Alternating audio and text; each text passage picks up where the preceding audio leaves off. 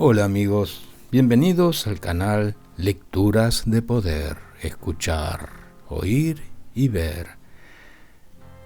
Continuamos con la lectura del libro Gurdjieff, Anatomía de un mito. Parte tercera, capítulo 4. Pimpinelas caucasianas, periodo que abarca agosto de 1918 a enero de 1919. La posesión de un revólver nos desconcierta. Imaginar a Gurdjieff en estos paisajes mirando con perversidad a otro ser humano es descabellado. Abominaba el asesinato. Pero si bien en sí mismo el siniestro objeto negro no condice, poseer una autorización para aportarlo se adecúa al mito. El documento dice lo siguiente. El portador de este documento, ciudadano Gurdjieff, está autorizado a llevar por todas partes un revólver calibre tan, número tan. En fe de lo cual firmamos y estampamos nuestro sello. Presidente de los diputados, soldados y trabajadores, Rock Kasse, hecho en Sentuki. Secretario, Shandarovsky. El Consejo de Diputados, Soldados y Trabajadores de Sentuki hubiera ejecutado alegremente al, entre comillas, príncipe Osai. Pero el ciudadano Gurdjieff era otro tipo de pájaro. ¿Cómo no confiar en él? Su círculo era, entre comillas, internacionalista. Todos sus seguidores habían firmado declaraciones renunciando a sus propiedades personales y su protegido, el signatario P.V. Shandarovsky, que daba conmovedoras conferencias sobre Proudhon y Fourier, era trabajador voluntario en la oficina bolchevique de legalizaciones y documentos, y hasta había llegado a ser comisario de esa oficina. El ciudadano Gurdjieff tenía las uñas sucias y escupía cáscaras de semillas de girasol. Se sonaba la nariz con los dedos. ¿Qué más se podía pedir? Pero pronto dejaría de ser ciudadano. Gurdjieff había resuelto audazmente retirarse del embrollo antes de que fuera totalmente imposible. Con toda su compañía de oficiales del ejército, médicos, ingenieros, músicos, maestros y otros, entre comillas, enemigos del pueblo. Los conducía a través del cordón del Cáucaso hasta Sochi, donde todavía brillaba el último espejismo de seguridad. Esta era una decisión dolorosa.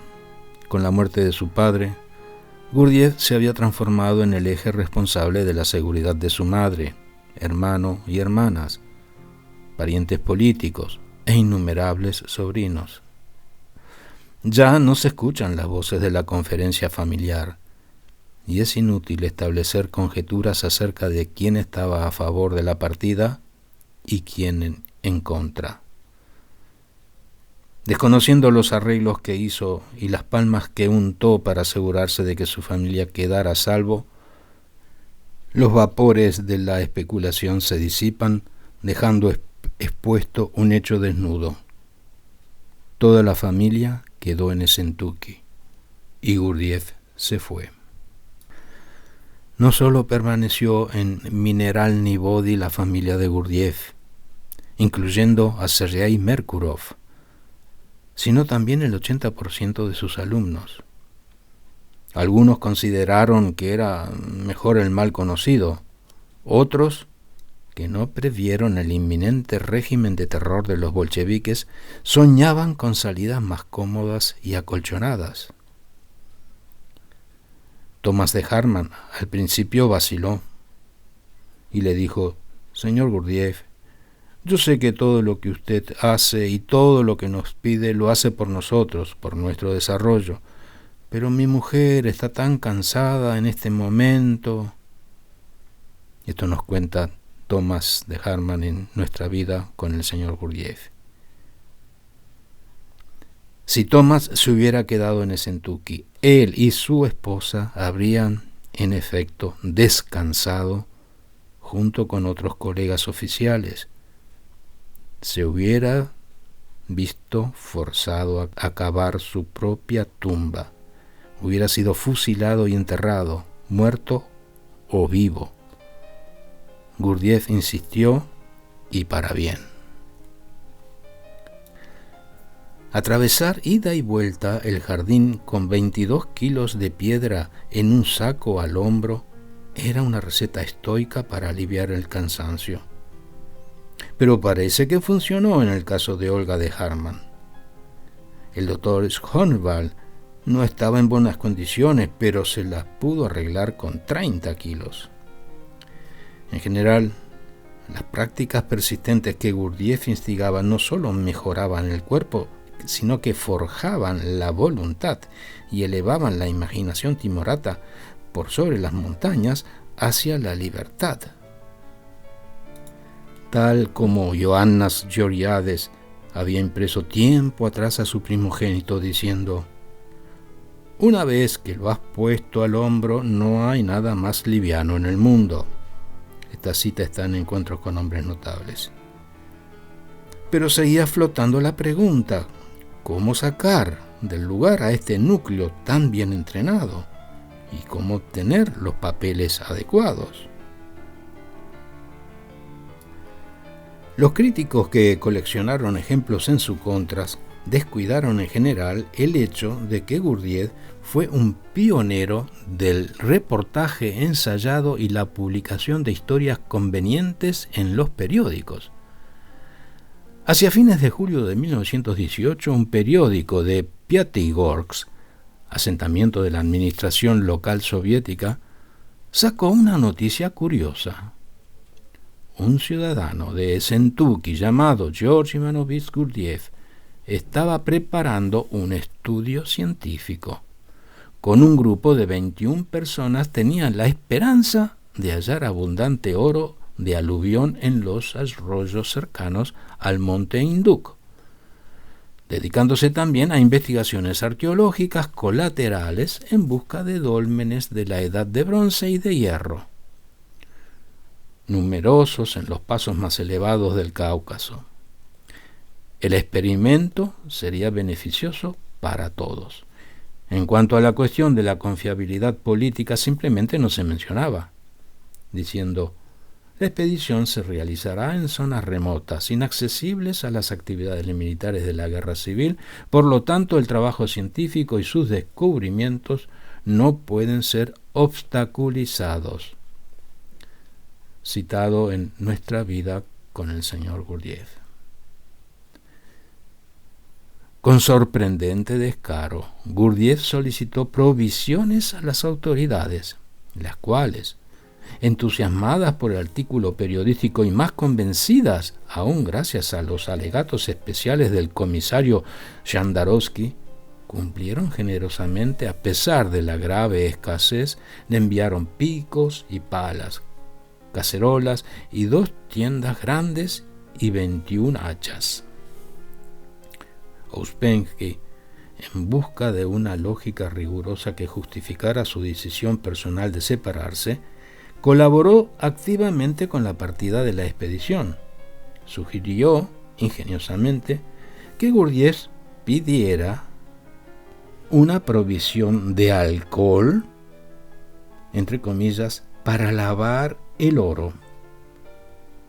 En ese momento, en Essentuki, la más pequeña botella de alcohol era en sí polvo de oro. No obstante, Gurdjieff pidió y recibió 2 grandes barriles. La sustancia clínica fue decantada, galón por galón, a frascos que decían, entre comillas, medicina para el tratamiento del cólera. Se obtuvo así una variedad desnaturalizada tras ser purificada por filtrado a través de pan y cebollas cocidas. Fue etiquetada como, entre comillas, medicina para el tratamiento de la malaria. Y esto lo cuenta en Nuestra vida con el señor Gurdjieff, Thomas de Harman.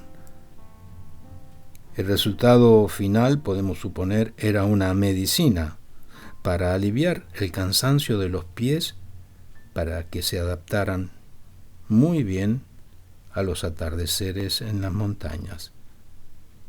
Gurdjieff agregó a sus pedidos de alcohol el de un gran cinto rojo y negro de bombero, que también obtuvo. Dentro del caos prevaleciente, los bolcheviques sacaban con la mano izquierda lo que daban con la derecha. Entre los camafeos más conmovedores de esta época hay uno de Gurdjieff en las calles de Kentucky, golpeteando la panza de Rutsky, su caballo bayo, con el extremo de una soga hasta que la pobre bestia dio un respingo de terror. Poco después llegaron soldados del Ejército Rojo a requisar los animales. Decía Thomas de Harman: el señor Gurdjieff estaba muy calmo, sentado en un banco del jardín, observando lo que sucedía, y a pesar de que nuestras vidas dependían de los caballos, no interfirió. Al cabo de 1 o 2 horas, los soldados regresaron trayendo los caballos porque eran inútiles para el ejército. Uno de ellos se encabritó arrojando al jinete y el otro había mordido el estómago de un soldado. Y Gurdjieff, entre comillas, hablando suavemente a sus caballos, gradualmente los calmó. Quizás la vibración de su voz transmitió algo de su incuestionable remordimiento. Como la inflación era desenfrenada, Gurdjieff había convertido su capital en valores. Conservó algunos, distribuyó otros entre sus seguidores y dejó algunos a Dmitri, que los escondió con cierta torpeza en el sótano bajo una pila de leñas. Para seguridad de su confundida madre, Gurdjieff reservaba un suntuoso broche que había comprado a una duquesa venida a menos. Lentamente pero con firmeza estaba uniendo todos los cabos. Enseñó a los hombres a caminar en la oscuridad por senderos montañosos y convenció a las mujeres de que la estrella del norte existía y su posición era constante. Enfatizó que la situación era verdaderamente peligrosa y, con oscuras alusiones a la sección correccional del Turquestán de la Asociación Internacional para la Realización a través del Trabajo, estableció reglas de obediencias draconianas. Luego se dedicó a tocar timbres de varias autoridades bolcheviques y, aunque las líneas ferroviarias eran caóticas y estaban en manos de malhechores, consiguió 2 vagones para su expedición. Una vez cubierto todos los detalles morales y materiales, Gurdjieff indicó al comisario, entre comillas, Shandarovsky, que liberara pasaportes bolcheviques para todos y que se uniera a la compañía. La mañana del martes 6 de agosto de 1918, la expedición abandonó Kentucky. La seriedad y el significado de este evento son innegables. Sin embargo, la imaginación se mezcla de manera subversiva con los hechos, creando una mise-en-scène francamente operística. Un conjunto étnicamente indescriptible de personas vestidas lujosamente y con uniformes militares y negros burkas que simplemente están en la calle paseando y contemplando el espectáculo. De repente, murmurando y con asombro, se detienen para dar paso al ciudadano Gurdjieff, quien, con inexplicable sombrero de astracán y cinto de bombero, conduce una abigarrada caravana de carretas, animales y científicos, entre comillas. De estos, 7 son hombres, 5 son mujeres y 2 son niños. El movimiento de los adultos está constreñido por la carga que portan. calderos, trípodes, cuchillos de caza, sartenes, frascos de medicina contra la malaria. Los hombres prueban el filo de sus brillantes hachas nuevas y las mujeres escupen cáscara de semilla de girasol con premeditada falta de delicadeza. Llegan a la estación y ubican toda la parafernalia en 2 carretones destartalados. La escena es un torbellino de características burlescas no intencionales. Se dibujan algunos personajes y se oyen frases panfletarias. ¿Dónde están los terrones de azúcar? ¿Cómo se hace para persuadir a las mulas? Una intensa, sulfurosa y augusta luz solar ilumina la escena.